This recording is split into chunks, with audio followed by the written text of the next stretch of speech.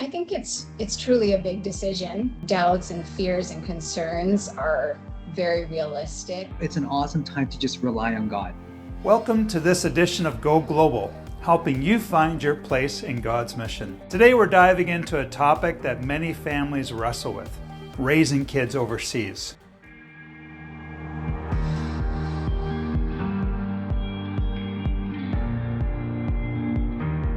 To help us today, we're going to hear from two experienced global worker families: Kristin Kandangama, serving with her husband Nish in Sri Lanka, and Caleb and Karyn Wong, who have ministered in various countries for many years and now serve in the Philippines.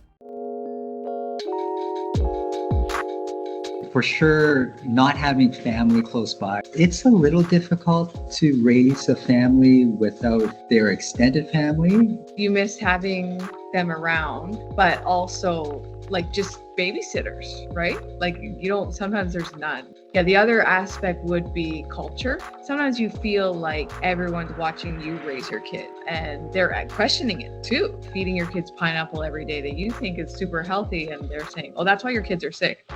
People question you a lot because we do things differently than people on the other side of the world. It's an awesome time to just rely on God. Kristin shared a different but equally significant perspective. Really just navigating how our kids would fit into society. So I'm married to a local. There's lots of perks to that, but just navigating where they fit in, because, having a mother of a different color definitely placed them automatically in a different category. We really had to work through to navigate and kind of break some of the boundaries that were really placed upon us.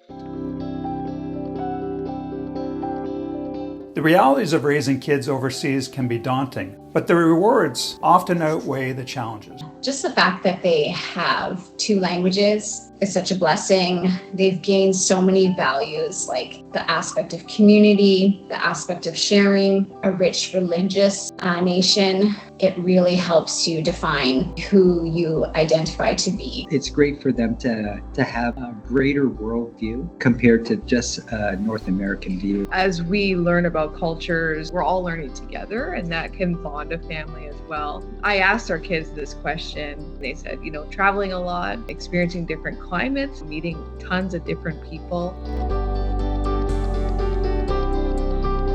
Including kids in ministry is a key aspect for helping kids navigate life overseas. So my husband and I, we run a community center that offers programs for children from the Montessori level to grade 12. They've been very much a part of it from day one. I watched my littlest one just engaged with conversation in the kids at the center yesterday afternoon, and I'm like, I could never have that conversation like she could. For us, we always strive to make our kids a part of our ministry. It's never been a separate thing. We lived in a boarding home. Of course, our kids are there, but even to this day, you ask our daughter, how many brothers do you have? She'll say 37, because she still counts the dorm boys as her brothers.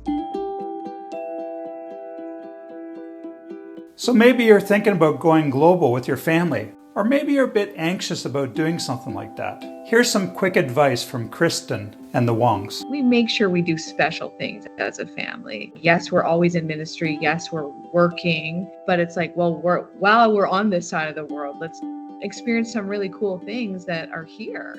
I think it's truly a big decision, and one that you don't want to take lightly.